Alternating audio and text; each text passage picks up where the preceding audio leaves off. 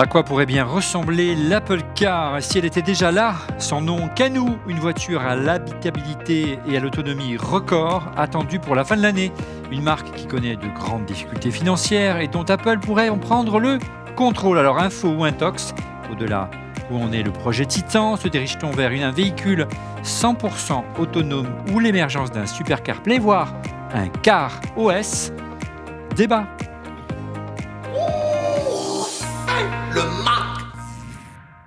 Et bonjour à toutes et à tous, vous regardez On refait le Mac, alias ORLM. Très heureux de vous retrouver pour notre débat tech hebdomadaire. Merci pour votre fidélité. N'hésitez pas à vous abonner à notre chaîne, bien sûr, sur YouTube, avec comme chroniqueur ici en plateau mon ami Laurent Pantanach. Bonjour Laurent.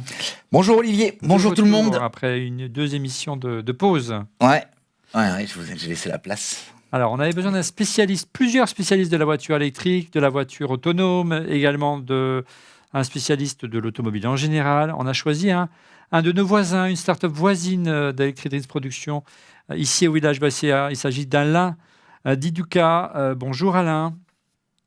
Bonjour à tous. Voilà, content de faire partie de l'émission. Alors, tu es l'un des fondateurs de Circle avec Éric Bouillet, que les fans de F1 connaissent bien car il a dirigé des écuries prestigieuses de Formule 1 comme Lotus et McLaren. Circle, c'est une excellente voiture, regardez, électrique conçue pour l'autopartage, dont la particularité, Alain, c'est qu'elle ne se recharge pas, c'est ça?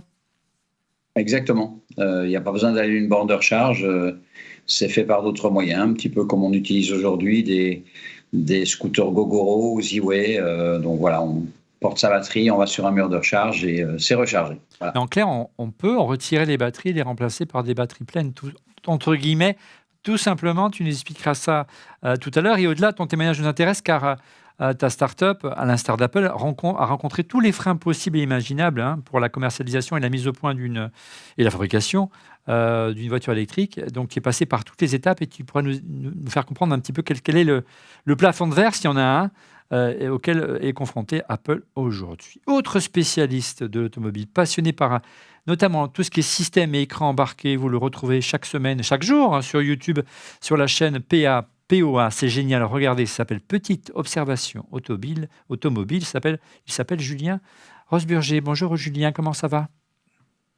Bonjour, salut à tous. Merci de m'inviter, ça fait plaisir. Un an après, on va reparler, après le projet Titan, on va reparler de l'Apple Car. Ça me fait plaisir d'être là avec vous. Malheureusement ou heureusement, c'est un projet assez récurrent, c'est des rumeurs assez récurrentes chez Apple et on a le plaisir de te recevoir à chaque reprise. Merci d'être avec nous. Et en duplex, notre spécialiste de l'automobile qui nous fait rêver chaque semaine avec ses vidéos sur Mac Forever, Didier Policani de Mac Forever, qui est en duplex de sa Tesla. Bonjour Didier. Et oui Olivier, puisque tu m'obliges à participer à toutes les émissions, quoi qu'il en coûte, comme dirait Manu. Et du coup, écoute, je suis sur une aire d'autoroute encore en compagnie de mes amis les routiers, donc j'espère que la connexion va tenir. En attendant, on a du beau monde, je suis vraiment ravi de voir cette petite équipe. Allez, un mot sur notre boutique ORLM accessible via notre chaîne YouTube ou directement depuis la description de la vidéo pour acquérir désormais de jolis t-shirts, casquettes et mugs. Casquettes, démonstration. Regardez, on a un mannequin de première catégorie en la présence de notre ami Laurent. Voilà. C'est une belle manière de soutenir ORLM. N'hésitez pas à vous faire plaisir et à nous faire plaisir en commandant des goodies à l'effigie d'ORLM. Et puis, n'hésitez pas à vous photographier et à nous envoyer des photos. Nous les publierons dans cette émission. Cette semaine, un petit hommage à François Salmon et Gwen Marèche, regardez, qui nous ont envoyé quelques images et qui sont des fans d'Apple de la première heure et notamment de l'iPod. Allez, les amis, quelle stratégie pour Apple pour opérer le virage de la voiture? Croyez-vous en ce scénario? C'est notre sondage justement de la semaine, regardez. Croyez-vous qu'Apple va opérer le virage de l'automobile et commercialiser sa voiture? Vous êtes une large majorité à préférer non. Vous ne pensez pas qu'ils vont y aller, mais vous publicitez l'amélioration de CarPlay. Vous avez quand même une bonne frange à répondre oui en se lançant seul, une autre partie qui répond oui en achetant une marque, et enfin non, plutôt concevoir un iOS Car, un Car OS, tout simplement, un système d'exploitation taillé sur mesure. C'est vrai que ça manque, on va en parler longuement ce soir. Regardez cette réaction sur Twitter de Sébastien P. J'espère pas de l'arrivée d'Apple dans le secteur de l'automobile. Et c'est assez drôle. Regardez, ça va faire vraiment mal à mon portefeuille quand on connaît la tarification d'Apple. ça risque de faire très mal. Alors pourquoi nous revenons cette semaine justement, tu en parlais tout à l'heure Julien, sur le sujet de l'Apple Car, car c'est une rumeur qui repart, qui a été alimentée cette semaine par Mark Gurman de Bloomberg dans sa dernière newsletter. Il revient encore sur le projet Titan, c'est le nom de code donné, vous le savez, aux futurs véhicules d'Apple. Et le leaker évoque notamment le rachat possible de Canoo par Apple, une start-up qui va commercialiser d'ici la fin de l'année un véhicule électrique. On va essayer de voir ensemble si c'est une info ou c'est de l'intox. Alors, Canoo, cible d'Apple. Gros plan d'abord sur Canoo, cette start-up américaine fondée par des anciens de BMW qui seraient dans le viseur d'Apple. Elle travaille, Julien, je crois, sur un véhicule électrique qui se reveut radicalement différent et qui, de ce qui existe sur le marché. Alors, c'est quoi, en gros, l'originalité de ce véhicule, Julien ? Déjà, tu as la forme, esthétiquement. C'est vrai qu'on en a déjà vu, en fait, il y a 2 ans, ils ont commencé à montrer leurs premières images. Nous, chez POA, on s'était amusé à montrer ça à des abonnés qui ne connaissaient pas, ils ne savaient pas si c'était un van, un minibus. En dehors de ça, tu auras une autonomie qui va normalement être intéressante et même la façon dont la voiture, ça reste une voiture, fonctionne, c'est vraiment comme un skateboard dans le sens où vous avez les batteries en dessous et après vous allez pouvoir changer ce qui est au-dessus. Donc on peut avoir un minibus, on peut avoir un pick-up, on peut avoir un genre de van. Et le truc qui est vraiment cool, je ne sais pas si vous avez des images, mais c'est aussi l'intérieur parce qu'il y a vraiment un côté pseudo-limousine, on peut avoir des espèces de sièges en fait qui vont tout le long à l'arrière et les gens peuvent parler à l'intérieur. Donc il y a pas mal de choses. On pourrait peut-être même un jour penser à enlever un volant. Ouais. On n'en est pas là, mais on va en parler, je pense, durant l'émission. En clair, c'est une sorte de plateforme, en somme, qui permet de produire plusieurs types de véhicules. Il n'y a pas qu'un seul type, c'est ça. Et donc, on fait des économies et on met la carrosserie dessus. C'est ça, en gros, l'idée.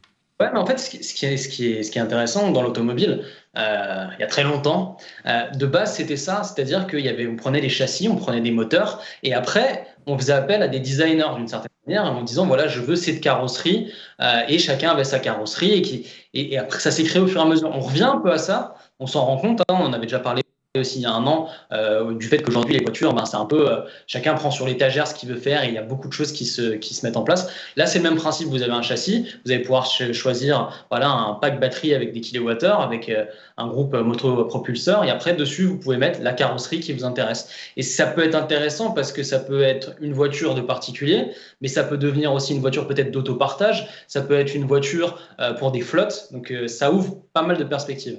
Et notamment, pour le grand public, ce serait une voiture un petit peu familiale, une sorte de SUV avec une grande habitabilité, on l'a dit en préambule, un 5 mètres cubes, ce qui est beaucoup pour une voiture familiale de ce format-là, de ce gabarit assez compact, avec une large banquette arrière qui fait penser un petit peu aux larges banquettes de limousine ou de taxi londonien. C'est assez puissant et puissant aussi la puissance, 350 chevaux, ce qui est pas mal pour de l'électrique, et 400 km d'autonomie avec une charge rapide de 80% en seulement 28 minutes. Prix annoncé $34 750, $33 000 sans les taxes en France. Lancement fin 2022. Alors je me tourne vers Didier, peut-être un petit mot d'Alain. Qu'est-ce que tu penses du concept en lui-même avant de rentrer dans les détails? C'est une startup qui a des difficultés financières apparemment, qui a besoin de se relancer. Tu as entendu parler de Canoo. Qu'est-ce que tu penses déjà du concept en lui-même, Alain ? Je dirais que moi je connais le projet Canoo depuis longtemps parce que c'est un projet au design très réussi, futuriste, etc., qui est rentré, comme a très bien dit Julien, dans l'optique des nouveaux véhicules automobiles où on va essayer d'avoir des plateformes mutualisées. Comme la plateforme MEB skateboard de Volkswagen. Donc on est vraiment dans l'air du temps. Alors les difficultés financières, c'est clair que c'est pas évident de lancer un véhicule. Ça demande beaucoup de recherche et développement. Et puis quand on est là, on passe au prototype, à la pré-série et ça demande des fonds assez considérables et qui parfois ne sont pas toujours maîtrisés et qui font que ces sociétés finissent par avoir des difficultés. Mais ça ne remet pas en cause, à mon avis, l'idée de Canoo que je trouve quand même très aboutie. Ouais. Didier, Laurent, ici en plateau, qu'est-ce que vous pensez de ce design ? Mark Gurman, cette semaine, dans sa newsletter, affirme que des responsables d'Apple auraient déclaré que le design était proche du concept, je cite, entre guillemets, d'Apple. Mais tout ça, il reste du conditionnel.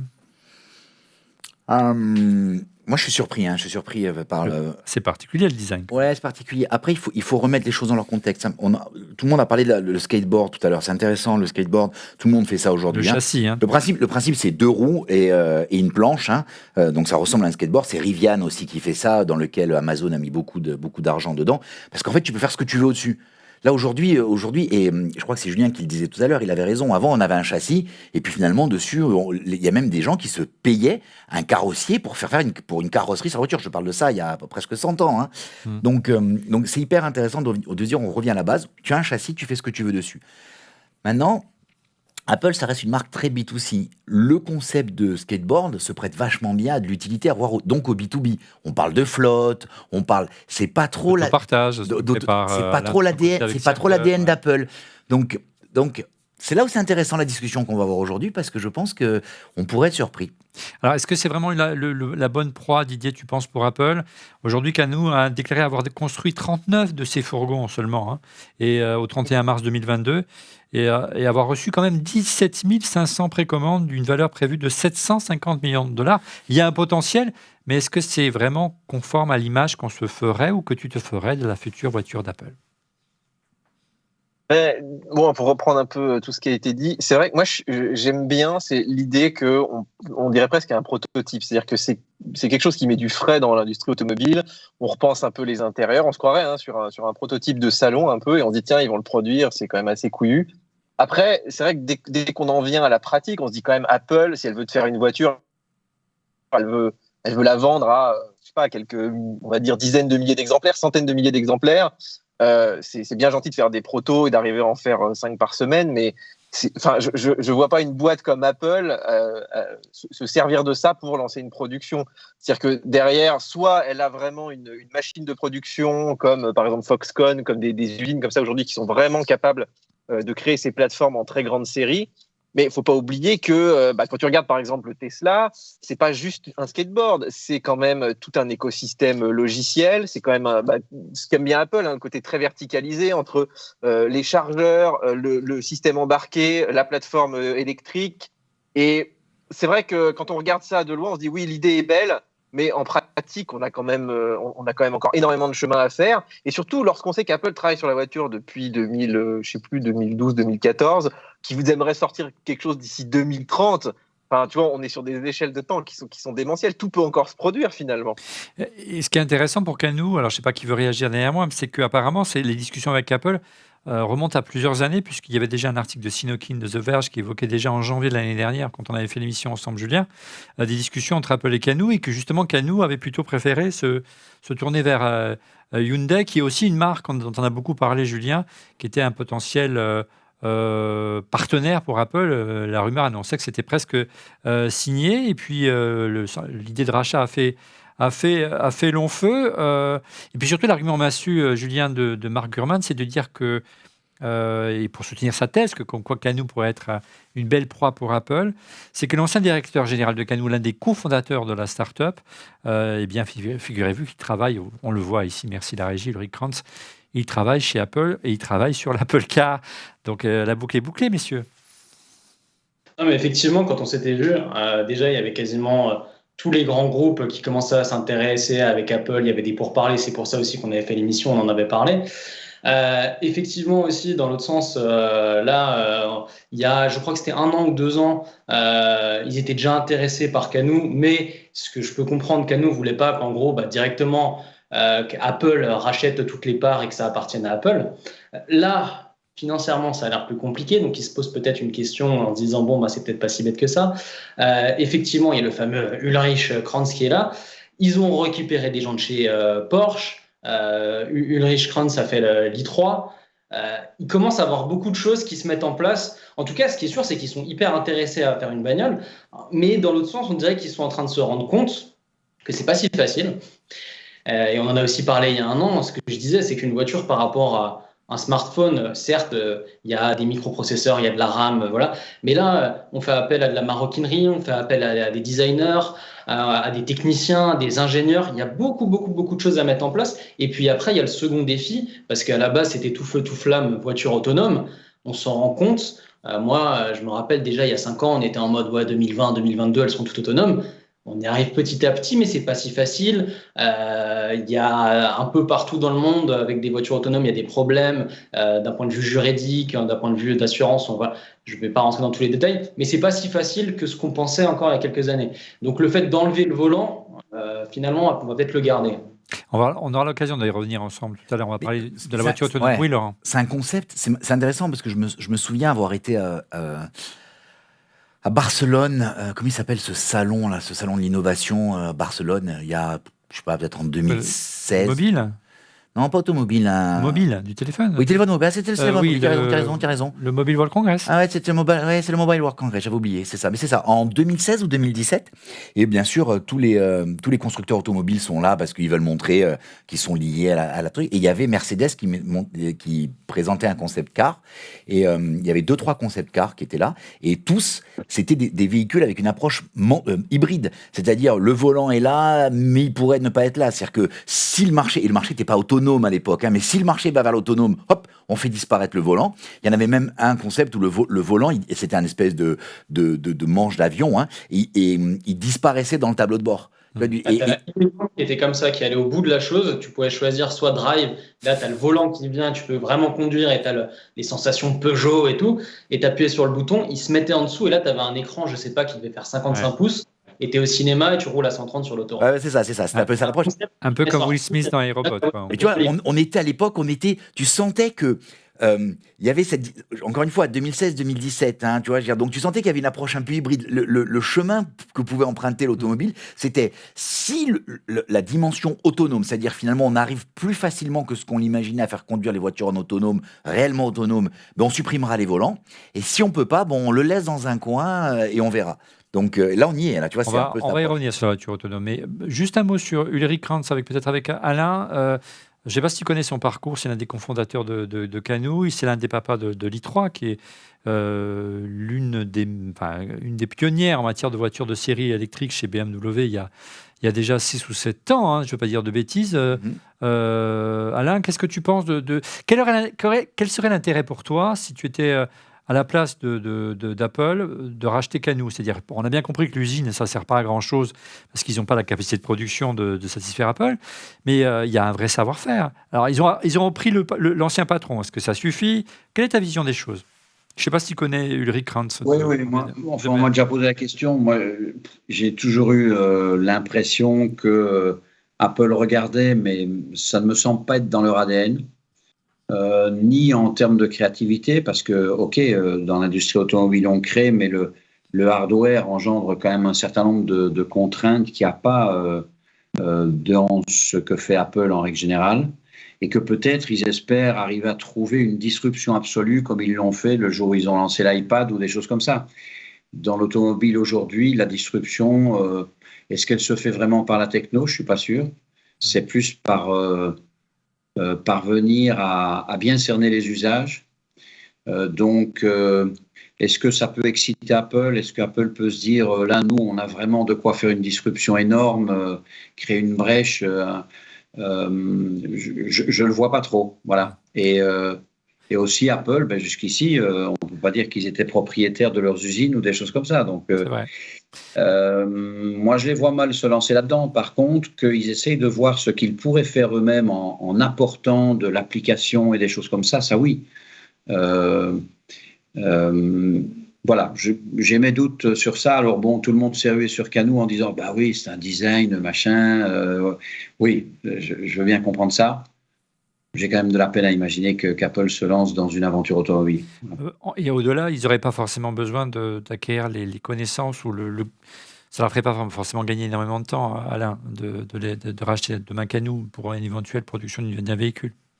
Rien du tout, non. Ouais, on est d'accord.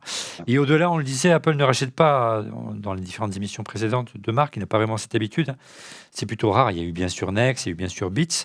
Il faut juste savoir si on va changer de paradigme avec l'automobile. Est-ce qu'Apple va être contraint de faire des rachats? On en parlera juste après. Le busomètre. Le busomètre, ce sont les actus rumeurs qui ont le plus buzzé cette semaine. Et c'est comme chaque semaine, dans On refait le Mac, notre ami Didier Policani qui s'y colle. Et oui, Olivier. Et alors, je ne sais pas si tu as des actions en ce moment, ou des cryptos, ou peu importe, mais en tout cas, si tu as des actions Tesla, Apple, si tu as du Bitcoin, c'est pas la fête. On est vraiment dans un mauvais moment. Et Apple a même fait, tu vois, moins 23% depuis le début de l'année, ce qui est quand même assez faible. Alors, c'est surtout lié au contexte, pénurie de composants, la guerre, les problèmes aussi de Covid en Chine. Donc, je pense que c'est extrêmement temporaire. Mais c'est vrai qu'on n'avait pas vu une chute comme ça depuis bien longtemps chez Apple, qui n'est plus d'ailleurs la première capitalisation boursière au monde. Deuxième info ou rumeur, Didier, on reparle de l'Apple Watch avec un design dont on parlait à la rentrée l'année dernière, c'est ça ? Enfin. Ouais, c'est un peu un marronnier. Je ne sais pas s'il faut y croire ou pas. Est-ce qu'ils vont effectivement faire une Apple Watch façon avec les bords plats, comme l'iPhone ? Moi, je pense que ça va donner beaucoup d'épaisseur, donc je ne suis pas certain qu'ils le fassent. Un bord plat. Voilà, et la rumeur, c'est que le design était des bords plats, comme l'iPhone ici. Voilà. Oui, et puis là, effectivement, peut-être que l'année dernière, ils ont fait le plan B parce qu'ils n'arrivaient pas à la produire, donc peut-être qu'ils vont arriver à la produire cette année, quoi. Bon, on parle d'Apple et de syndicats. Alors nous, tu vois, on est habitués à avoir un peu des syndicats. Même en Suisse ? Ouais, en Suisse, pas mal aussi quand même. Mais disons, en Suisse, ils discutent d'une façon différente. Oui, c'est vrai. Il y a très peu de grèves. Je crois que la grève est interdite en Suisse, si je ne dis pas de bêtises. Non, mais demandez d'abord, s'il vous plaît, est-ce qu'on peut faire grève ? Vous répondons, mais vous dites, vous ne les faites pas. C'est ça. Non, tu as le droit de faire grève en Suisse, mais en dehors des heures de bureau. Voilà. C'est très pratique. Mais ce qui est un peu le cas aux États-Unis, parce que effectivement, eux, ils sont pas trop habitués à syndiquer. Et là, effectivement, Apple est très embêté parce que tous les employés des Apple Store, qui commencent à représenter une sacrée masse salariale, effectivement, aimeraient un petit peu se rassembler. Et ils ont beaucoup de revendications. On l'a vu pendant le Covid, et on l'a vu aussi même avant. Tu sais, quand ils te fouillaient les sacs, Apple était quand même assez dur en affaires avec ses employés. Pour les vacances aussi. Donc voilà, en ce moment, ils ont pas mal de problèmes internes avec la reprise. On va en parler juste après du travail en présentiel. Mais c'est vrai que ça gronde beaucoup dans les Apple Store et je pense que ça inquiète beaucoup Tim Cook. Moi, des gens qui étaient aux États-Unis me disaient que c'est vraiment pas une petite affaire pour Apple, ce genre de problématique. Alors justement, restons sur le sujet du bien-être au travail et du télétravail, avec une petite polémique encore. Oui, on avait un des directeurs d'Apple qui avait posé sa démission parce qu'il n'était pas d'accord avec justement le système mis en place après le Covid par Apple, faire beaucoup de présentiel et un tout petit peu de télétravail, alors que les gens auraient bien aimé un peu de 50-50, surtout dans la Silicon Valley, c'est que ça coûte quand même très très cher, les temps de transport sont quand même assez longs. Mais bon, Apple, ils veulent pas que les protos se baladent dans la nature. Enfin, ils ont été assez embêtés pendant le Covid et ils préféraient effectivement avoir les gens dans leur nouveau campus dans lequel ils ont investi des milliards, ce qui se comprend aussi. Et là, on a ce fameux directeur-là qui est reparti chez Google. Tu vois, c'est bon. Alors, je ne sais pas si c'était une excuse ou pas, mais l'histoire est amusante. Elle a été reprise dans toute la presse, en tout cas. Et puis finalement, juste un point là-dessus. Donc, en fait, la personne qui est partie, c'est Ian Goodfellow. Donc, Ian Goodfellow, c'est l'inventeur.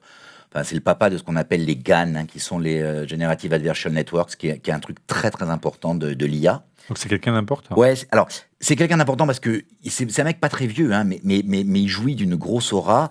Et ce qui est très intéressant, c'est qu'il a quand même cité l'histoire du travail. Il avait cité avant en disant que son équipe, certaines équipes pourraient très bien travailler à distance, qu'ils n'ont pas besoin de se retrouver, c'est que du code, c'est que de...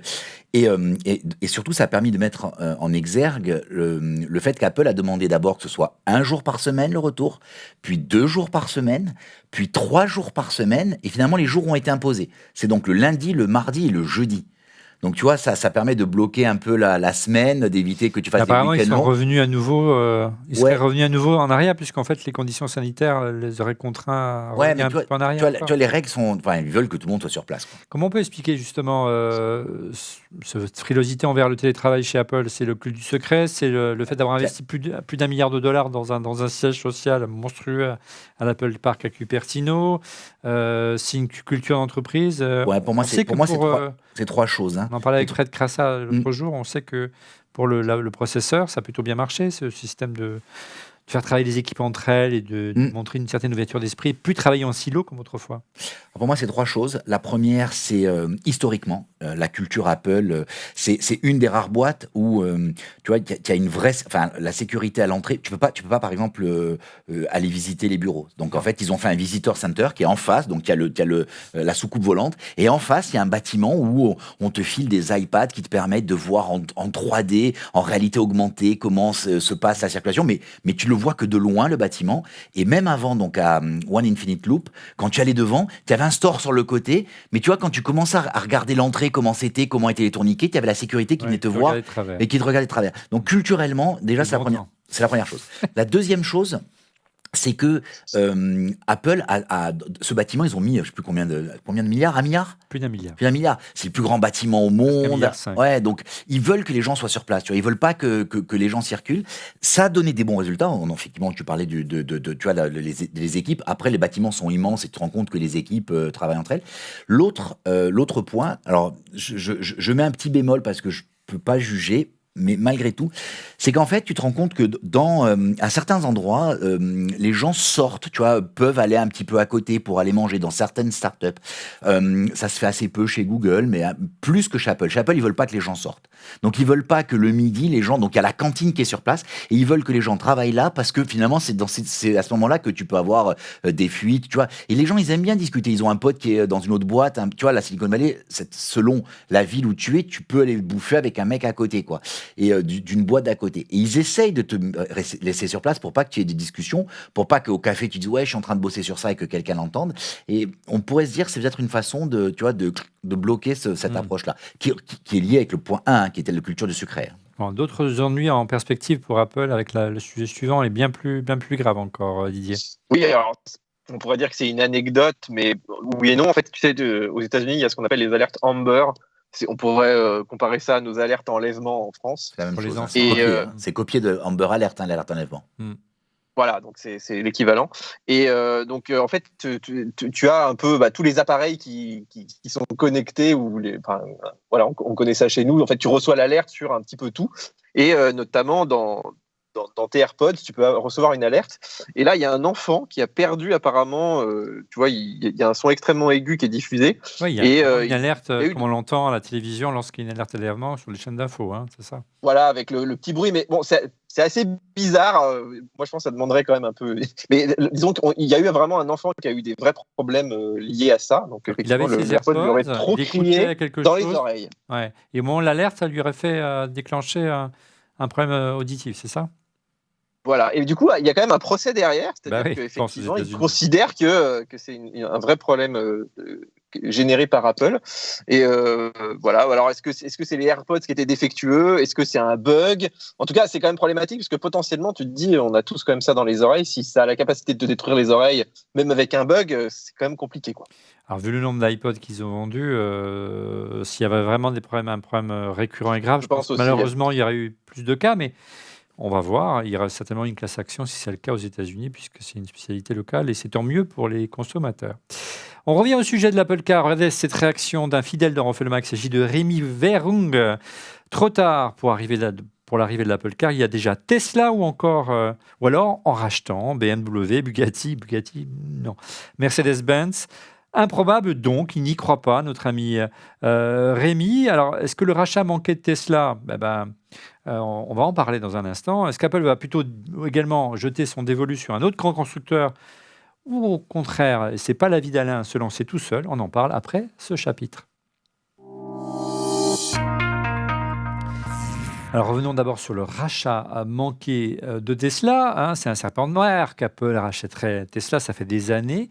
C'est plus qu'une rumeur puisqu'elle a été confirmée par Elon Musk himself en personne dans un tweet où le patron du constructeur de voitures électriques a révélé que il avait essayé de prendre contact avec Tim Cook, essayé de donner rendez-vous et pour acheter cela, je le cite, durant les jours les plus sombres du programme de la Model 3, ça a été dur, la Model 3, on le rappellera tout à l'heure, la mise au point, j'ai contacté Tim Cook pour discuter de la possibilité d'un rachat pour Apple de Tesla pour 1/10 de notre valeur actuelle. Il a refusé de me rencontrer. 1/10 de la valeur actuelle de Tesla, ça représente environ, entre 60 et 80 milliards, Didier. Il y a une autre histoire. Ouais, il y a une autre histoire que je trouve. C'est une occasion en or qu'il aurait laissé passer. Il y a deux histoires. Il y a celle-là citée, et puis dans l'univers de la vallée, il y a l'autre histoire est que en fait la réunion a eu lieu. La réunion a eu lieu, et Apple était partant. Ils ont demandé à Elon ce qu'il voulait, et il a dit « je veux le titre de CEO ». Oui, il voulait la place de Tim Cook. Et donc, en fait, il y a eu un flottement à un moment donné. Je crois qu'il aurait répondu un mot qu'on ne peut pas prononcer que les moins de... Voilà. Ouais, non, mais donc, il y a eu un flottement, et à un moment donné, on dit « mais le poste de CEO, il a dit non, le poste de CEO d'Apple ». Bon, ça aurait été rigolo. Moi, je pense que ça aurait été marrant. En tout cas, vous connaissez mon point de vue sur Tim Cook, donc je pense que ça aurait été marrant. Alors, on sait qu'Apple n'a pas vraiment l'habitude de racheter des boîtes. Déjà, une petite réaction peut-être d'Alain, qui est un observateur attentif, parce que c'est un acteur du milieu de l'automobile. Ça aurait eu de la gueule qu'Apple rachète Tesla, non ? Quelle erreur, en tout cas, s'ils ne l'ont pas fait. Sincèrement, il y a eu quand même une phrase qui est interpellante il y a de ça 1 an et demi, 2 ans. C'était le patron de BMW qui l'a dit. Chez BMW, et en gros, il parlait de tous les constructeurs, en gros. Il a dit « ce que nous avons raté, c'est que nous ne sommes pas rendus compte à temps que la prolongation de l'homme, ce n'était plus sa voiture, mais son smartphone. » Et ça dit beaucoup. Ouais, Julien, c'est très vrai. Ouais. On dit souvent que les Tesla, ce sont des smartphones sur 4 euros. Julien, ton sentiment sur cette cible ratée d'Apple, qui aurait été une manière pour lui d'acquérir, de prendre pied immédiatement avec le succès qu'on connaît aujourd'hui de Tesla sur le marché et durablement sur le marché de l'automobile. Bon, effectivement, c'est pas si c'est vrai, c'est pas vrai. Elon sur Twitter, c'est un peu la folie tout le temps. Ouais. Twitter en ce moment. C'est sûr que si c'était vrai, en tout cas, c'est vraiment dommage parce que quand on voit aujourd'hui ce qu'arrive à faire Tesla, et on en parlait avant un peu en off avec Didier, Tesla est encore vraiment au-dessus pour plein de choses, pour l'efficience, pour tout ce qu'il y a autour. Et c'est vrai que pour plein de gens qui ne sont pas forcément du milieu de la tech ou de l'automobile, en gros, Apple égale Tesla quoi, dans leur domaine. Donc ça aurait pu totalement coller. Après, à force d'en parler ensemble et tout, je ne sais pas, dans le fond du fond, si Apple a envie vraiment de se lancer dans une voiture. C'est tellement compliqué, une voiture. Et tu vois bien quand même qu'ils ont recruté un an et quelques de personnes. Hein. Ouais, c'est ça. Il y a quelque chose qui se prépare. Il y a quelque chose qui se prépare, mais j'avoue, je ne les vois pas vendre des voitures. Après, il y a les voitures, il y a toute une histoire de prix qui est hyper important. On en avait parlé il y a 1 an, mais la Tesla Model 3, si Tesla, on en a parlé, c'est grâce à la Model 3 et surtout aussi grâce au modèle SR+, et les aides qu'on a en France avec les 6 000 euros. On commençait à avoir des voitures qui commençaient à être dans les 40 000 euros. Bon, c'est encore beaucoup d'argent. Oui, ça a un peu augmenté depuis. Hein. Voilà. Oui, c'est ça. Non, mais c'est ça aussi qui est intéressant. La loi de l'offre et la demande. On n'en est plus là. Et dans l'autre sens, si Apple fait un copier-coller de ce que fait avec ses smartphones et c'est de pire en pire, la voiture va être hors de prix. En même temps, la voiture, elle a aussi un peu une tête de voiture plus d'autopartage, voiture de flotte, mais je ne les vois pas faire ça. C'est spécial, vraiment, c'est spécial. Je sais pas où ils veulent aller. Concrètement, Alain, aujourd'hui, est-ce qu'une marque est capable de produire une automobile, on sait, sans forcément avoir la puissance financière d'un pays développé, d'un PIB développé, comme je crois qu'ils ont le PIB de la Norvège, hein, Apple, donc voilà. Est-ce qu'il est possible pour une marque de se lancer dans l'automobile en partant d'une feuille blanche, comme tu l'as fait brillamment avec Circle, avec beaucoup moins de moyens, mais ce n'est pas forcément les mêmes objectifs, hein, ce n'est pas du B2C que tu fais. Est-ce qu'il est possible aujourd'hui de concevoir en interne, sans avoir aucune expérience dans l'automobile, de se lancer dans un marché qui est celui qu'on ne connaît pas, de marcher dans un marché où on n'a pas de revendeur, dans un marché où on n'a pas d'usine, et surtout qu'on ne veut pas en avoir. Est-ce que concrètement, c'est possible aujourd'hui ? Tu as réussi à le faire, donc a priori, Apple, je me dis... Apple pourrait le faire parfaitement. Il recruterait les personnes qu'il faut, aux endroits qu'il faut, avec le raisonnement qui est le leur, hein, qui est très disruptif, qui est toujours en avance. Donc, je ne pense pas que le problème soit là. C'est pas un problème d'argent, c'est pas un problème d'être capable ou pas de le faire. Ils sont parfaitement capables de le faire. C'est plus une volonté de se dire est-ce qu'on va avoir une vision telle qui fait qu'on va faire un autre breakthrough. C'est ça qui peut être le problème. Et au-delà, le scénario, on oublie donc Tesla, parce qu'effectivement Tesla n'est pas prêt d'être acheté au prix de sa capitalisation boursière aujourd'hui. Par contre, on sait que les constructeurs automobiles aujourd'hui sont à un tournant technologique, un virage technologique avec l'hybridation d'une part et les véhicules électriques, et puis demain les véhicules autonomes, que ça va demander énormément de moyens financiers, qu'il y a une crise en ce moment de composants, qu'il y a des crises aussi économiques avec la guerre en Ukraine. Tout ça fait qu'il risque d'avoir pas mal d'entreprises qui vont avoir besoin de fonds, d'aide, de grands constructeurs. Est-ce que là, Apple n'aurait pas l'opportunité tout simplement de racheter un grand constructeur? Est-ce que c'est un scénario une association entre un BM et Apple, entre Mercedes et Apple, entre Renault et Apple, que sais-je? Est-ce que c'est un scénario qui te semble tenable? Parce que ils ont besoin d'un savoir-faire techno, hein, ces marques qui viennent du thermique, hein, donc c'est un autre univers. Disons que dans l'automobile aujourd'hui, si on parle de la partie hardware, il y a quand même deux matchs qui vont se jouer. Il y en a un qui est celui en dessous de 50 000 euros et celui qui est au-delà de 50 000 euros. Au-delà de 50 000 euros, c'est l'automobile plaisir. Si Apple veut s'inscrire dedans, je crois que ce n'est pas un problème, ils savent faire. En dessous de 50 000 euros, on est définitivement parti vers... on n'est plus propriétaire de l'automobile et on est plus dans du service pur. Chacun va partir dans sa direction, essayer de trouver les marchés qui lui vont bien. Un Mobileye chez Renault ira dans une direction, tandis que Volkswagen ira dans une autre et que Sixt ou Enterprise ira encore dans une autre. Donc, c'est ça qui va se passer demain. Alors, là, oui, ils peuvent avoir une souplesse que d'autres n'ont pas, des capacités financières que d'autres n'ont pas. Et j'oublierai jamais la première conférence que j'ai vue de la part du PDG, enfin du président de Lime, qui est en fait partenaire de Google Venture. Donc, on se rend compte que voilà. Et qu'est-ce qu'il a dit? Il a dit dans la locomotion de partagée de demain, c'est-à-dire des véhicules à moins de 50 000 euros, 2, 3 ou 4 euros, celui qui l'emportera, c'est celui dont on ouvrira l'application. Ça, c'est quand même extrêmement interpellant. C'est-à-dire que la guerre, en fait, elle ne va pas être tant dans le fait de faire du hardware, de faire du 2, du 3 ou du 4 roues. Ce sera plus, je vais faire en sorte telle que, moi, avec Apple, je peux louer n'importe quelle voiture à n'importe quel moment, selon n'importe quelle condition, que tout est facile à utiliser comme Apple sait le faire. Moi, je les vois plus faire ça. C'est devenir une gigantesque application dans laquelle ils vont nouer des partenariats, mais acheter du hardware, je ne les vois pas faire ça. Et là, oui, là, je crois qu'ils ont vraiment un savoir-faire pour arriver à... Voilà.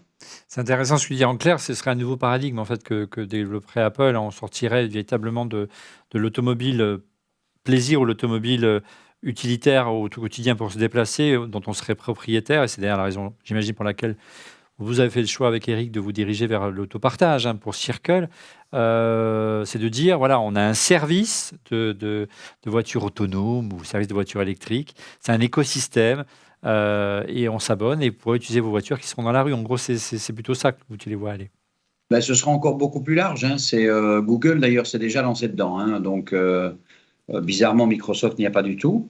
Quand on regarde Google progressivement d'un pays à l'autre, on se rend compte que sur Google Maps, on commence déjà à voir un certain nombre d'intervenants de la nouvelle mobilité, du MaaS, comme on dit. Et en fait, le but de Google, il est très simple, c'est d'aller bien au-delà, c'est de dire, moi, j'ai plein de possibilités pour louer des trottinettes, des vélos, des voitures, des scooters, aller jusqu'au voyage, aller jusqu'à la réservation du train. Simplement, ce que je veux, moi, c'est d'être l'application par laquelle vous allez payer.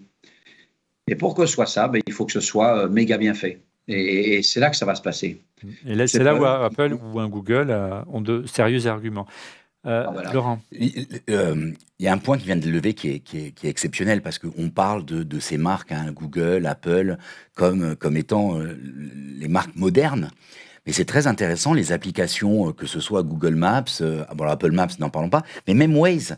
D'ailleurs, c'est une question que je voulais poser depuis longtemps à Didier, mais très très peu, ils mentionnent tous le choix des stations essence, mais pas des bornes électriques, quoi. Ça viendra. Non, mais ce que je veux dire, c'est que tu te dis, pour des boîtes de techno, c'est hyper facile à faire. Oui. Tu vois, la barrière, tu vois, aujourd'hui, des sites qui ont la liste de toutes les bornes, il y en a plein.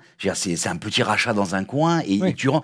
Aujourd'hui, ça met du temps. C'est très, très faiblard, quoi. Et je me tourne d'ailleurs vers les bagnolards. On va parler de nos amis de PEA, bien sûr, Julien ou encore Didier de Mac Forever. La disparition potentielle avec ce type d'acteurs qui arriverait sur le marché durablement, des Google, des Apple, avec une Apple Car qui serait une voiture en gros d'autopartage, On se dévie un petit peu du fil rouge de l'émission qu'on avait prévu, mais c'est pas grave. Est-ce que vous le regrettez pas, la disparition de cette voiture plaisir? Et au-delà, revenir à ce que je disais, une question double, toujours chez moi, sinon c'est trop simple. On sent bien quand même que des constructeurs, même si Alain considère que Apple n'a pas intérêt à y aller, on entend dire, on en a parlé ensemble l'année dernière, Julien, que pas mal de constructeurs sont intéressés de porter langue avec Tim Cook. On a vu Hyundai, on a vu les déclarations de Luca Di Meo l'année dernière en disant « mais moi je suis tout à fait d'accord pour parler avec Apple ». À défaut de rachat, peut-être un partenariat. Alors, la voiture plaisir et partenariat, Julien. Non, mais c'est intéressant de remettre l'église au centre du village.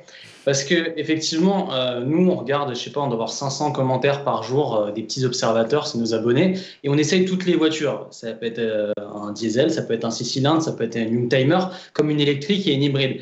Et il y a les gens, l'essence n'a jamais été aussi chère, ça n'a jamais été aussi compliqué d'acheter une voiture, quoi. Est-ce que je prends une électrique, est-ce que je prends une hybride? Ok, il faut que je sois vignette critère 1, mais si je prends un diesel, je suis déjà vignette critère 2, bien que la voiture soit neuve. Donc ça c'est intéressant, mais ça rend la chose hyper compliquée. Déjà, le plaisir, il en prend un bon coup, là. Déjà, bing.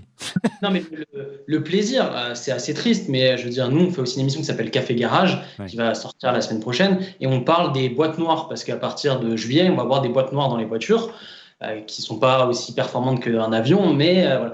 Donc, à ce niveau-là, la voiture, le côté plaisir, j'ai presque envie de l'enlever, parce que c'est même plus vraiment le sujet. Là, on parle beaucoup d'autopartage, et ce qu'il faut mettre en place, ce dont il faut parler, dont on ne parle pas, c'est aussi le côté écologique.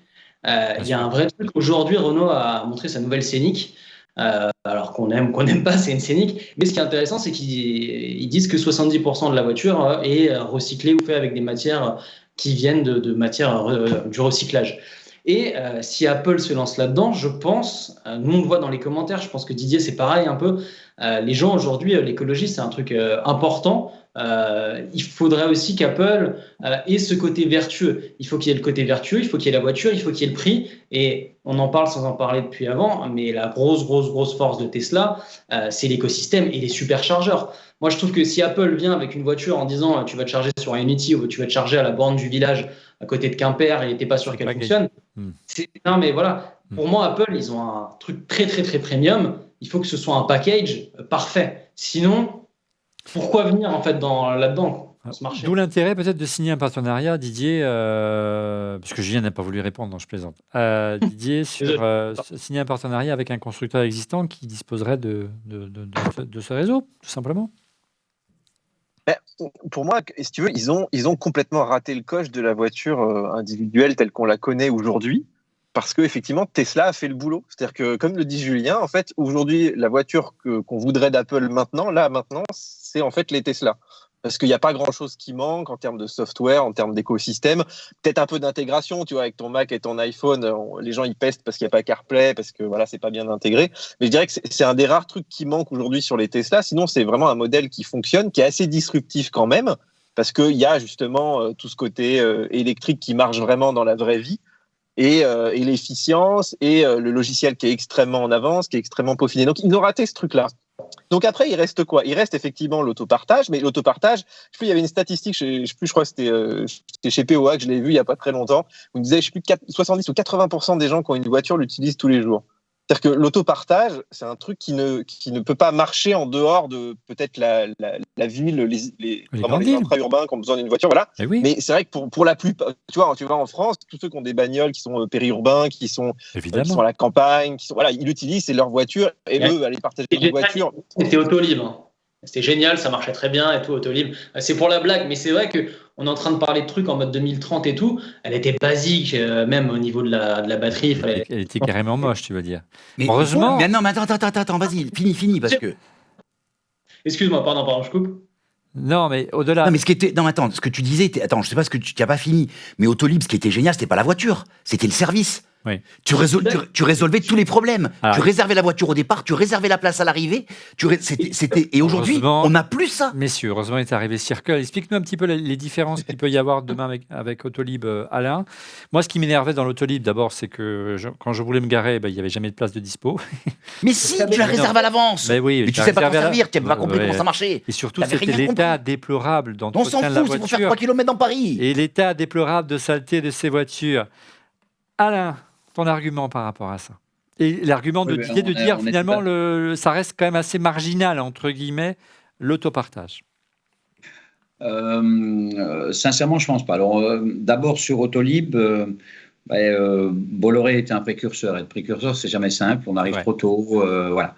Donc, ce que je veux dire par là, c'est que il est précurseur, mais avec plein de choses qui n'allaient pas. C'était beaucoup plus compliqué qu'on ne veut bien le dire parce qu'aujourd'hui, louer comme on loue avec juste un smartphone, on scanne un QR code, on rentre, que ce soit dans la voiture, etc., c'est 1000 fois plus simple. Tout le procédé de réservation est bien plus simple. Le procédé le nombre de voitures dispo ou même de scooters, à combien c'est disponible, c'est 5 minutes à pied maximum tout le temps, etc. Donc, là, Bolloré ne pouvait pas être en compétition, il était trop tôt. Deuxièmement, la techno n'était pas prête en termes de batterie et autres. Troisièmement, comme a très bien dit Olivier, rentrer dans, entre guillemets, une poubelle, on ne le fait pas.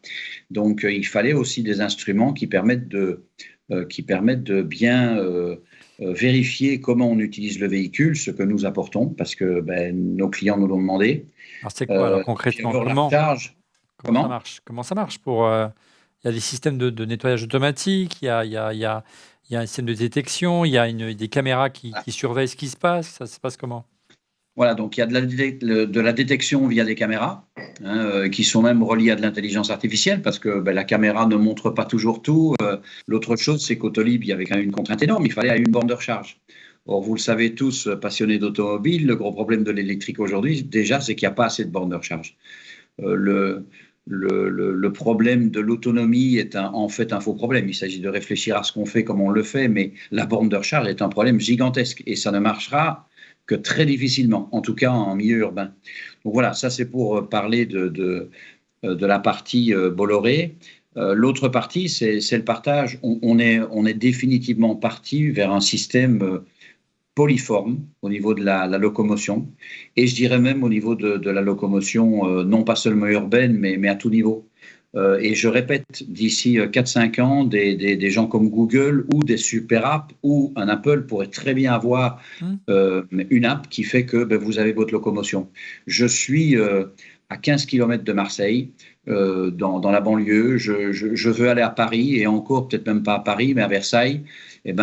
J'ouvrirai l'application de Google et Google va me dire, vous voulez le moins cher, vous voulez le plus rapide, vous êtes combien, etc. Et automatiquement, je vais avoir mon trajet qui va être proposé.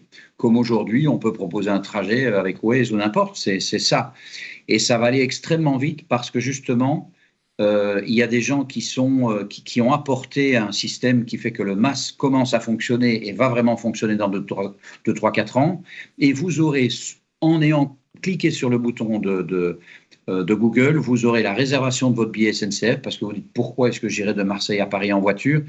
Donc la possession de la voiture, franchement, la posséder, ça a de moins en moins de sens. Je répète, la voiture plaisir, elle restera. Si moi je veux avoir une BM parce que j'aime le son, parce que je la garderai, il n'y a rien à faire.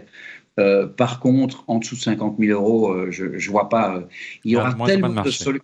Voilà, il y aura tellement de solutions en plus. C'est ça l'intérêt, c'est qu'on pourra choisir en fonction du nombre de personnes, etc. Pourquoi est-ce que j'ai un 4x4 pour aller juste à Versailles en partant du centre de Paris, alors que j'en ai pas besoin ? C'est ridicule. Ouais. Donc c'est ce vers quoi on va. Par contre, j'ai besoin d'un 4x4 si je vais à la Plagne avec la famille, les skis, le truc. Ouais. Ben voilà, je louerai mon 4x4 pendant une semaine. Et au-delà, pour éteindre l'une des rumeurs récurrentes de dire qu'Apple s'associerait avec un grand constructeur, Apple, a priori, il serait assez partant. C'est plutôt les grands constructeurs qui sont frileux. Je cite juste un proche de Nissan qui aurait déclaré à propos, parce qu'Apple a discuté aussi avec Nissan. Quand vous faites un objet sous la marque Apple, vous donnez votre âme et vos marges à Apple, ce qui est vrai, avant d'ajouter donner à Apple le meilleur de nous-mêmes. Cela n'aurait aucun intérêt. Il faut le donner sous la marque Nissan. Donc je crois que tout est dit. Apple aura de grandes difficultés à s'associer avec des marques actuelles, sauf peut-être à les racheter, sauf à se lancer seul. Apple peut-elle se lancer seule? Où en est le projet Titan? À quoi pourrait ressembler cette télé? C'est freudien, parce que c'était un souhait aussi. Cette voiture autonome ou pas, on en parle dans ce prochain chapitre. Alors, première question, regardez, une question de Jérém. Selon vous, quand pourrait-elle voir le jour, cette fameuse Apple Car? En 2023, en 2024, en 2025 ou plus tard? Merci de vos retours et bonne émission. Alors, selon Bloomberg, Jérém, le patron de Projet Titan, Kevin Lynch, on va en parler dans un instant de Kevin Lynch, qui est aussi le patron de l'Apple Watch, il a une date apparemment de lancement assez ambitieuse qui serait 2025. Est-ce que c'est un véhicule tel qu'on le conçoit aujourd'hui? On va voir. Au-delà, Alain, comment ça s'est passé, la conception de Circle? Il faut du temps aujourd'hui pour concevoir une auto, Alain, ça prend plusieurs années.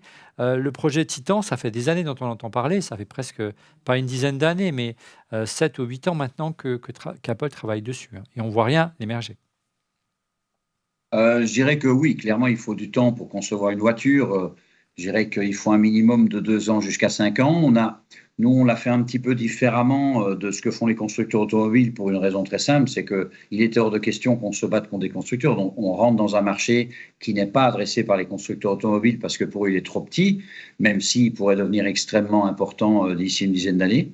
Donc, nous, ce qu'on a fait, c'est qu'on a développé un véhicule avec nos clients, ce qui est assez rare.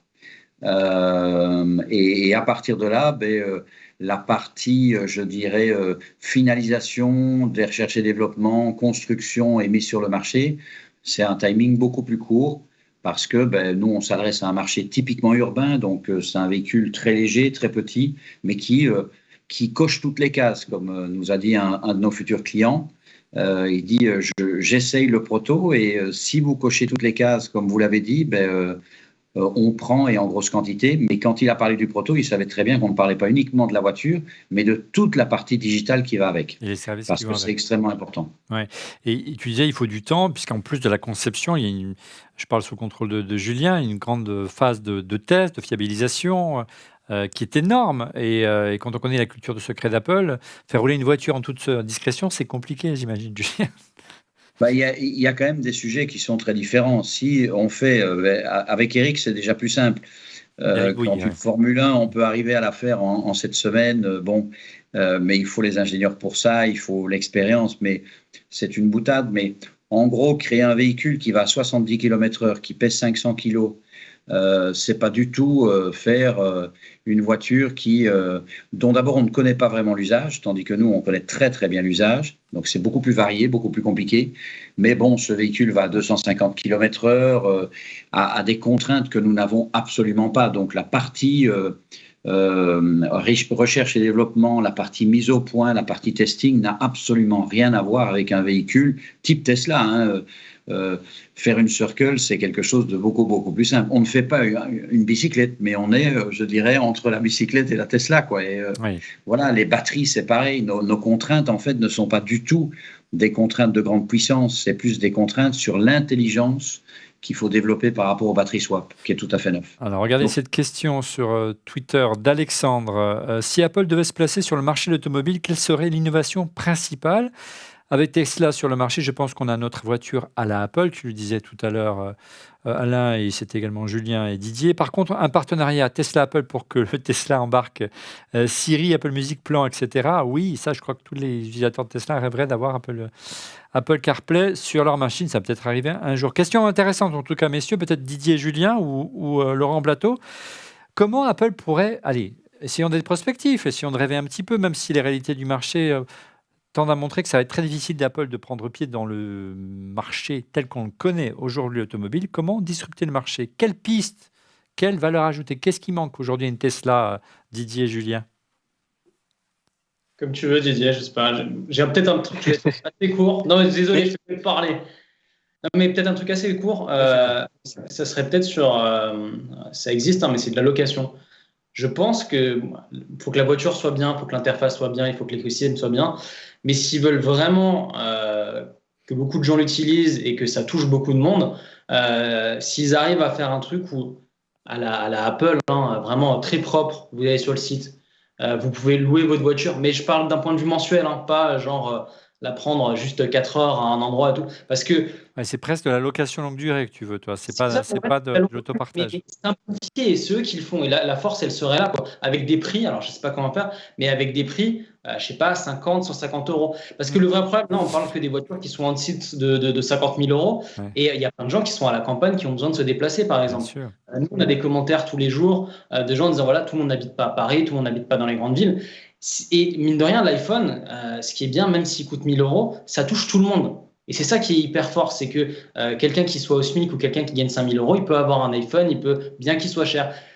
Peut-être que c'est un iPhone 10, mais il y a quand même ce truc-là. Et moi, je trouve, sur tout le reste, je trouve qu'il n'y a pas beaucoup de tour de force parce que des voitures en location pour des courtes durées, finalement, ça se fait de plus en plus, on le voit encore aujourd'hui.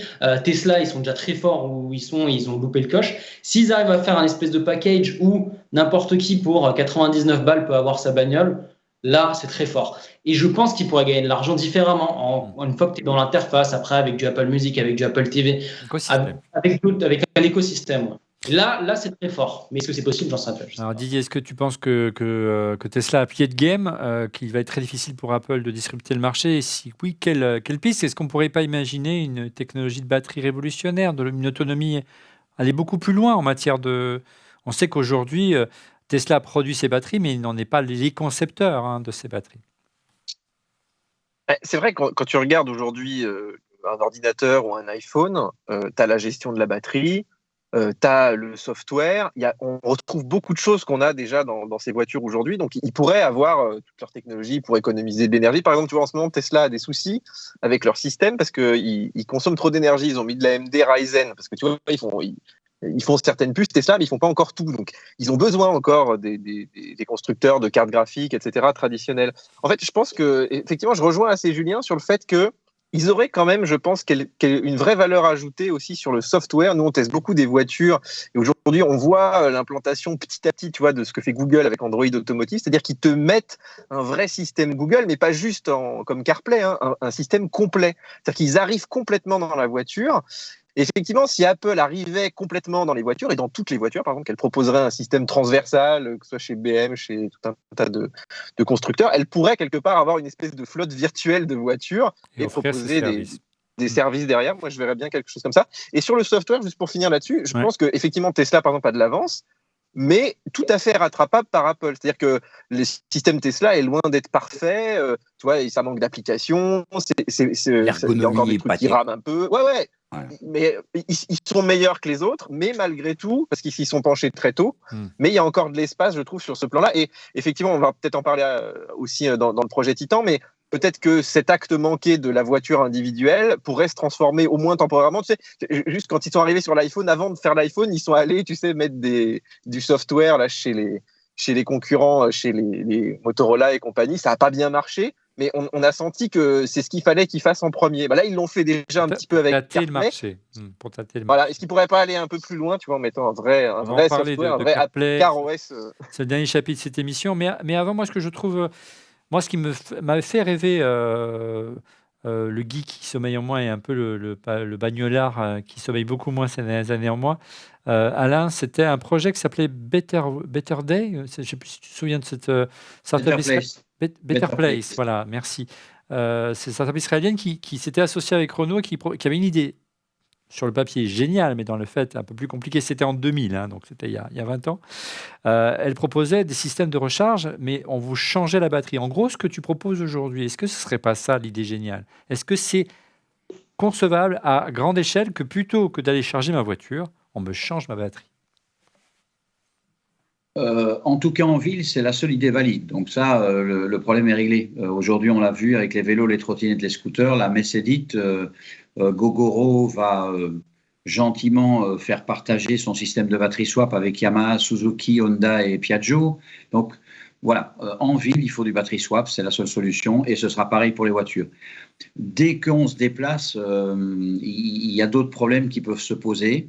Je ne sais pas si c'est la solution, mais je pense que comme dans beaucoup de choses, c'est des solutions hybrides qui vont l'emporter. Pas hybrides façon voiture, mais des solutions polyformes.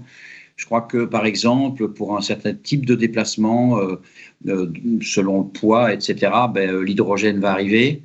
mais aujourd'hui, c'est plus pour des bateaux, des camions et des choses comme ça. Mais on va avoir quelque chose de beaucoup plus divers et peut-être même aussi quand même considérer que vu ce qui se passe au niveau des motoristes et de l'économie qu'on fait et des nouvelles essences de synthèse, ben là aussi, c'est peut-être pas tout à fait la mort de la voiture de papa. Donc, moi, je crois qu'on part plus vers ça, vers des solutions. Il n'y aura pas de solution définitive. En ville, par contre, c'est compliqué de faire autrement. Ouais. Électrique et batterie swap. Ouais, et la vision, on voit que les cerveaux, sans jeu de mots, de ces équipes, on pense notamment on est dans le projet Titan, l'un des cerveaux, c'est John Andrea, qui est un transfuge de Google, qui a rejoint Apple en 2018, qui est vice-président d'Apple en charge de la stratégie intelligence artificielle. Il a divisé la division du même nom chez Google, donc c'est un ponte. Est-ce qu'on a l'impression que Apple, voilà, pour changer de paradigme, il n'irait pas sur la voiture autonome? La question, c'est on en parlait avec Julien lorsqu'on a fait l'émission, lui, il n'y croit pas à la voiture autonome. Ça ne peut pas exister, selon lui, du moins à court échelle. Bien qu'il travaille aujourd'hui chez Renault. Ouais. Moi, je me souviens toujours, et je raconte toujours la même histoire. Je suis en avril 2016 sur une route sinueuse de Palo Alto, dans une Tesla Model S. Et la personne me dit, mais tu peux activer le mode autonome là. Je dis, non, mais sur l'autoroute, oui, mais non, là, tu peux le faire là. Et on est en ville, les bandes blanches au sol, elles sont pas parfaites et tout. Et lui, il me filme, hein, et c'est une grande angoisse, quoi. Tu vois, lâcher le volant, c'est forcément. Non, mais lâcher le volant, tu vois, bon, aujourd'hui, dès que je monte en voiture, je rêve que d'une chose, c'est de lâcher le volant. Tu vois ce que je veux dire? Bon, il y a 6 ans entre les deux. Ce que je pense, c'est qu'il est en train de se passer dans l'autonomisation du véhicule, tout ce qui se passe régulièrement dans l'IA. C'est-à-dire qu'au début, tu découvres ce que tu peux faire avec de l'IA, et tu dis, mais c'est incroyable comme c'est puissant. Et au début, ça marche très bien. Et puis, dans le fine-tuning, c'est-à-dire dans l'optimisation finale, tu te rends compte que c'est atrocement compliqué. Je pense que dans ce qu'on est en train de vivre là, c'est ce qui se passe. C'est-à-dire qu'au début, on pensait que toutes les voitures seraient autonomes, je l'ai déjà dit tout à l'heure, hein, mais beaucoup plus rapidement, beaucoup plus vite. Et donc, on cacherait le volant plus rapidement, hein, on mettrait le volant sous le tableau de bord plus rapidement. Là, je pense que on va se rendre compte que c'est pas le cas. Donc, il va falloir trouver dans cette phase intermédiaire au milieu, parce que moi j'appelle la partie hybride, quoi. C'est dès qu'on peut conduire, on passe en autonome. Et puis dès qu'on peut plus conduire, comment on fait pour reprendre le volant, un truc. Donc c'est là-dessus que la difficulté va jaillir, selon moi. Alors, vous avez bien compris qu'Apple brouille les pistes, hein, il recrute tout azimut, plutôt des gens de l'intelligence artificielle. Regardez, l'une des dernières recrues, c'était une rumeur, il s'appelle Manfred Harrer, qui est un ancien de chez Porsche. Donc, pour savoir s'il travaillait chez Apple, regardez, il a conçu cette magnifique voiture que notre ami Didier a eu la chance de tester, hein, la dernière. C'est laquelle? C'est la Porsche, Didier? La Taycan. La Taycan, oui, évidemment, tu penses. Il suffit d'aller sur son profil LinkedIn, il travaille bien chez Apple depuis 2021. Vous voyez, il le dit clairement. Que l'ancien concepteur de la Porsche Taycan aille chez Apple, moi je dis que ça peut faire quelque chose de sympa. Je n'aurais pas forcément les moyens de me la payer, mais en tout cas, ça fait rêver. Rien à voir à la réaction de Stéphane Becquet sur Twitter. Oui, un OS complet avec puce maison embarqué. Voilà une piste intéressante. La voiture vue comme un nouveau terminal combiné à l'iPhone ou la Watch. C'est en effet une piste possible pour l'avenir de l'Apple Car, qu'Apple se concentre uniquement sur un OS taillé 100% pour la voiture et une puce. Et comment dire, il y a plutôt urgence. Alors les amis, en direction CarOS, tu le disais tout à l'heure en préambule Julien, mais également Didier, il y a urgence pour Apple de se lancer dans CarOS, dans un OS dédié à une voiture, puisque la concurrence, on pense à Google notamment, y est depuis maintenant un bon moment. Mais ils se font bouffer là, surtout ils auraient dû être là il y a 3-4 ans. Et là, Google va arriver dans toutes les voitures très vite, parce que toutes les grandes marques ont signé, Volvo, Ford... Renault, je pense que PSA va y aller, Stellantis va sûrement y aller des 2 pieds très bientôt. Donc on va avoir du Google partout. Donc ça, c'est Google Automotive, hein, c'est ça? C'est le Android Automotive. Donc il te remplace complètement le système, c'est-à-dire que c'est lui qui gère jusque dans les compteurs, jusque vraiment dans la planification de ton itinéraire. Enfin, tout le système, c'est pas juste une petite couche qu'on te met par-dessus. Si tu vas avoir un assistant vocal que tu peux appeler pour faire chauffer le siège. C'est Android qui régit tout. ça existe déjà. C'est-à-dire que tu es dans ta Volvo, tu as Google Assistant, tu as Google Maps, le vrai Google Maps, qui te fait ton trajet, qui a accès à toutes les données de la voiture, qui peut t'ouvrir les vitres, qui peut tout faire. Et en fait, ce truc-là, Apple aurait pu le faire parce qu'ils en avaient la capacité. Mais effectivement, je pense qu'ils étaient un peu perdus entre leur projet de voiture à eux, leurs problèmes aussi d'ingénierie, parce que même on voit CarPlay, ça évolue quand même pas beaucoup. Et puis sur le fait que Apple, c'est pas une boîte qui aime tellement aller. Ils ont eu le même problème avec les téléphones au début. On aurait pu imaginer qu'ils fassent un système pour des marques déjà en place. Et en fait, dès qu'ils ont fait un peu du software pour les autres, c'était une catastrophe. Et du coup, ils se sont résolus à faire leur téléphone. Mais quelque part, refaire un téléphone était plus simple que de faire une voiture. Aujourd'hui, ça aurait pu être une étape, je trouve, beaucoup plus intéressante. Ouais. En tout cas, la bonne étape d'après par rapport à CarPlay. Oui, notamment on l'a vu dans la Android Automotive, on l'a vu dans la dernière Mégane, je crois, Didier et Julien, et c'est plutôt réussi. Oui, tout à fait. Moi, je peux mettre des surcouches. Non, mais que ce soit Polestar, Volvo, effectivement, normalement, Stellantis va y passer en 2023. Tout le monde s'y met. C'est sûr que, pour moi, c'est trop tard. Enfin, c'est compliqué de dire que c'est trop tard. Mais il n'est jamais trop tard dans la techno, cher ami. Ouais, c'est ça. Mais un peu comme Tesla, là, ils ont déjà un peu de retard, ce qui est dommage. Et c'est très au point, honnêtement, Android Automotive. Et ce qui est bien, c'est que c'est un peu le côté Android. On aime, on n'aime pas. Mais il y a la base et il y a les surcouches. Typiquement, Renault a fait un gros travail, que ce soit l'esthétique et tout. Franchement, ça fait plaisir pour une voiture française. Polestar aussi, Volvo, c'est un peu différent. Il y a des ajustements. En tout cas, c'est les goûts et les couleurs. Mais que Apple aille dessus et qu'un constructeur accepte, à mon avis, c'est pas demain la veille. Qu'un constructeur accepte. Là, tu lèves 2 points. Là, tu lèves, je suis pas sûr. Mais tu lèves 2 points. Le point numéro 1, et Didier l'a un peu entamé, on en a parlé hier en préparant l'émission. C'est vrai que dans l'histoire d'Apple, Apple est peu partageur. C'est-à-dire que Apple a souvent fait des choses pour soi. Il n'a jamais licencié un Noël. Ils l'ont fait dans les années 80, la fin des années 80. Et c'était une catastrophe. Et là, ce serait un OS et une puce. On sait que Alors c'est là où c'est intéressant. Là où c'est intéressant. Et je pensais que Didier l'aurait cité. Tesla l'a fait. C'est-à-dire que Tesla, leur calculateur, en fait, ils ont progressivement remplacé des puces. Et même sur un même modèle, il y avait quelques photos qui circulaient. Et c'est marrant parce que tu avais la puce, il y avait du style 3 ou 4 puces dessus. Et puis progressivement... Pour le calculateur, mais pas pour le système embarqué. Non, mais justement, c'était là où c'était intéressant. C'était pour le calculateur, ils ont commencé à faire leur puce. Et puis progressivement, tu te dis, ils sont en train de faire leur propre. Apple sait très bien faire ça. Aujourd'hui, Apple, c'est le champion toute catégorie. Il n'y a aucune entreprise meilleure qu'Apple aujourd'hui pour faire ça potentiellement. Ils ont le bon partenariat avec TSMC, ils savent faire de leur propre puce, ils l'ont montré avec Apple Silicon. Et ils pourraient arriver sur le marché avec quelque chose d'un peu différent. Maintenant, encore une fois, historiquement, Apple n'est pas une société qui licencie sa technologie. Donc, on est un peu dans un truc hybride. Et c'est pour ça qu'il y a 2 points qui sont difficiles. Le premier, c'est est-ce qu'Apple est prêt à faire quelque chose qui licensierait ? Et après, c'est est-ce que un fabricant automobile irait. Alors moi, je crois qu'il n'y a aucun problème. Moi, je pense qu'il n'y a aucun problème. Je pense qu'au contraire, les fabricants, ils préféraient aujourd'hui aller avec Apple en se disant avec Apple, on se tire vers le haut, ça me tire vers le haut, plutôt que d'hésiter à y aller. Quoi. Alain, tu vérifies juste parce que je trouve ça hyper intéressant, parce que par exemple, Mercedes, ils mettent tellement de fonds dans MBUX, ça serait un aveu de faiblesse. Alors, il faut expliquer pour ceux qui ne suivent pas comme nous au POA au quotidien.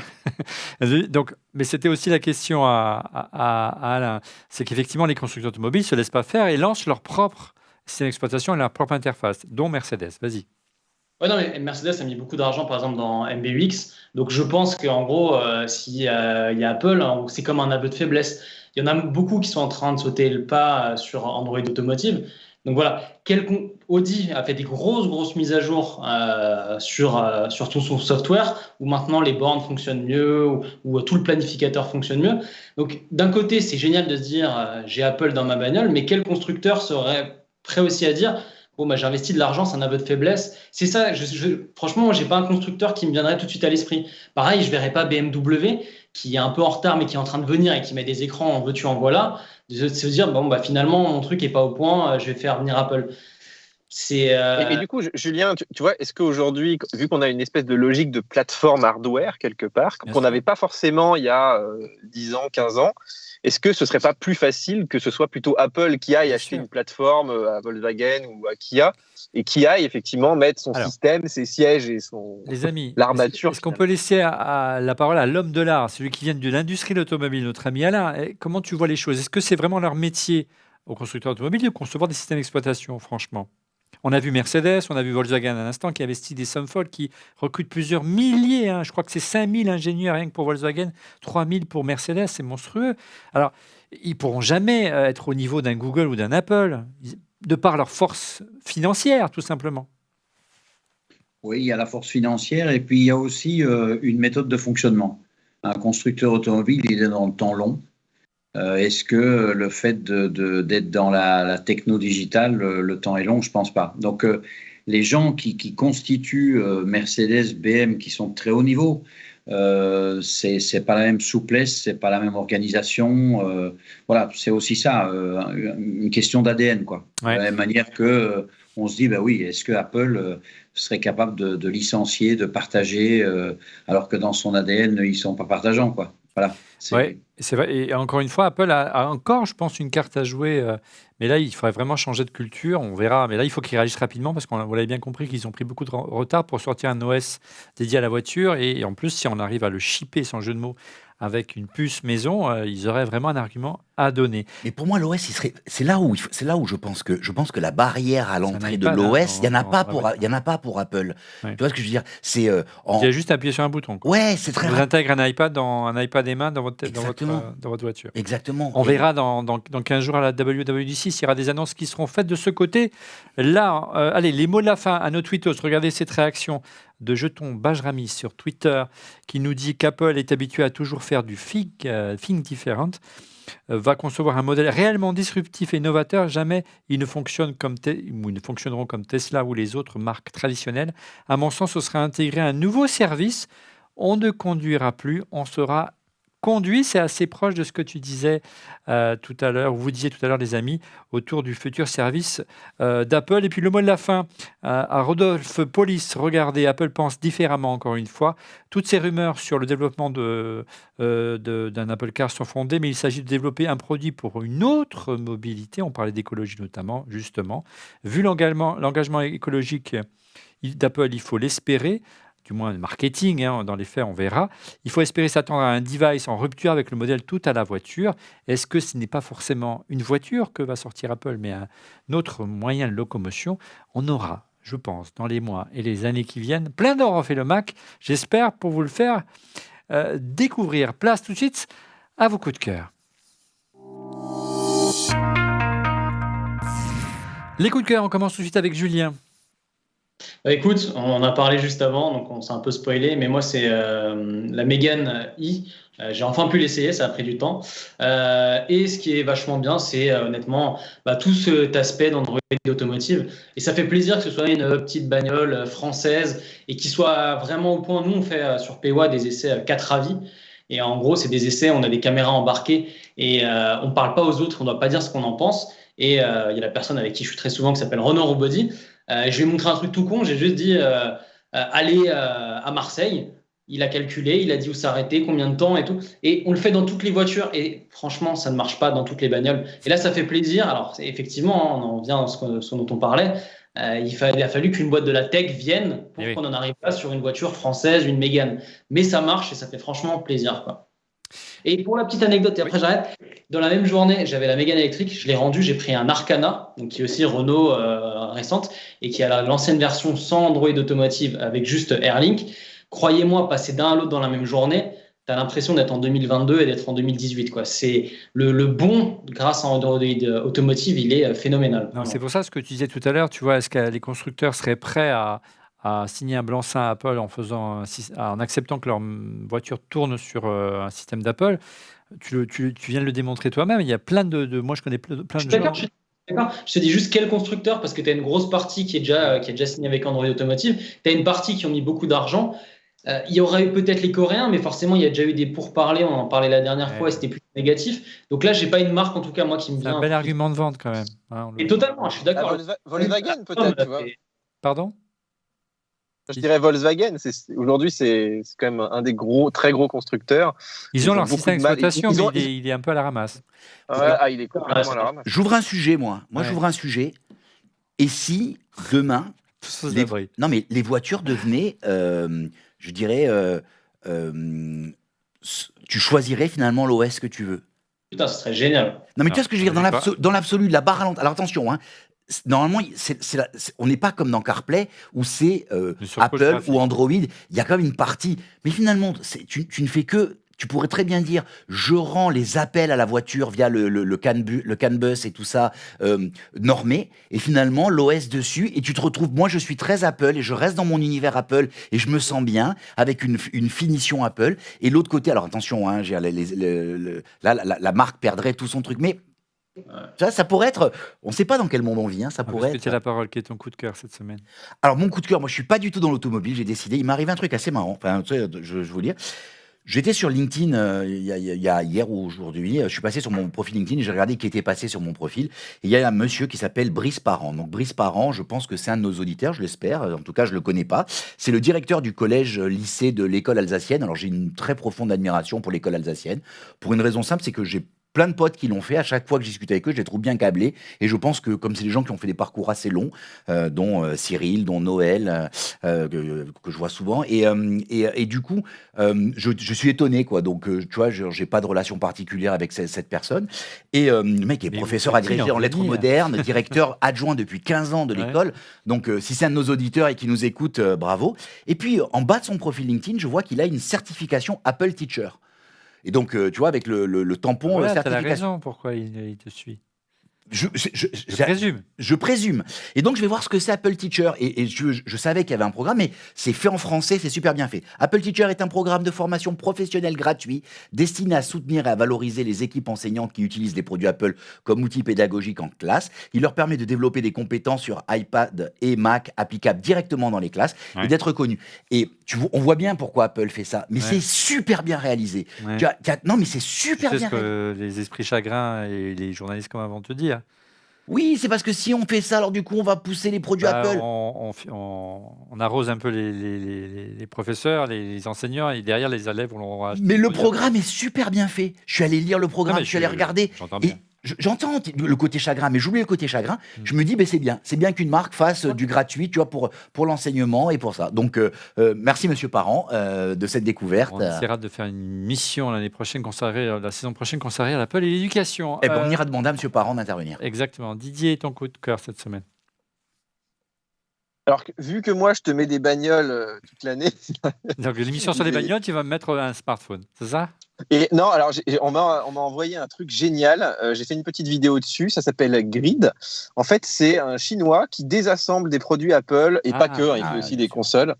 Et c'est magnifique. En fait, donc il les déconstruit et il les met dans un cadre avec une petite légende, des petites citations. Et surtout, tu vois en fait donc toutes les entrailles de tes produits. Donc moi, il m'a envoyé, je crois, un iPhone 4S et puis une Apple Watch. Et tu vois aussi d'ailleurs la taille de chaque élément. Par exemple, dans une Apple Watch, tu vois le Taptic Engine qui est énorme, même par rapport à la batterie. Tu te dis tiens, s'ils enlevaient ça, on aurait plus d'autonomie. Et même moi qui ai des produits Apple, tu vois, depuis Mathusalem, on les démonte rarement, enfin on les affiche rarement démontés. Et en plus c'est très déco, c'est-à-dire que si tu veux faire un petit cadeau à tes amis geeks, fans d'Apple, alors ils font aussi sur les consoles et tout un tas de choses. Et ça coûte pas très cher, ce qui est étonnant, c'est-à-dire que c'est ma question moi. Voilà. J'ai toujours trouvé que c'était pas cher. Au début, je pensais même qu'il fallait que tu envoies le terminal. Tellement que c'était pas cher. Et en fait, j'ai découvert que non. Plus fonctionnel. Ouais. Donc voilà. Non, les premiers prix, c'est autour de $120. Après, si tu veux un iPhone 1, je crois que ça monte à quand même 400, mais c'est introuvable, mais ça. Oui, mais vu que les produits, de toute façon, en fait, sont des produits qui sont HS, quelque part, ça leur coûte quand même moins cher déjà de base. Je pense qu'un 4S aujourd'hui démonté ou qui vaut plus d'argent. Plaisir aux geeks qui sommeillent en nous. Merci Didier. On n'avait pas prévu pour toi un coup de cœur techno. Alain, est-ce que tu as quelque chose sous le coude ou tu passes ton tour?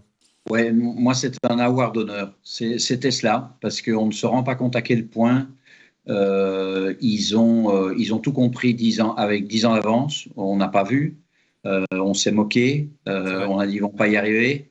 Aujourd'hui, le standard des batteries en automotive, c'est quand même eux qui le dictent d'une manière ou d'une autre. Les chargeurs qu'ils ont mis en place, leur nouvelle conception de voiture au niveau industriel, c'est sans arrêt. Et j'aimerais bien être une petite souris pour savoir ce qu'il y a dans les bacs chez Tesla pour 2030 et 2035. Voilà. Et pour conclure sur Circle, on aura la chance de pouvoir l'essayer quand cette voiture? J'ai hâte.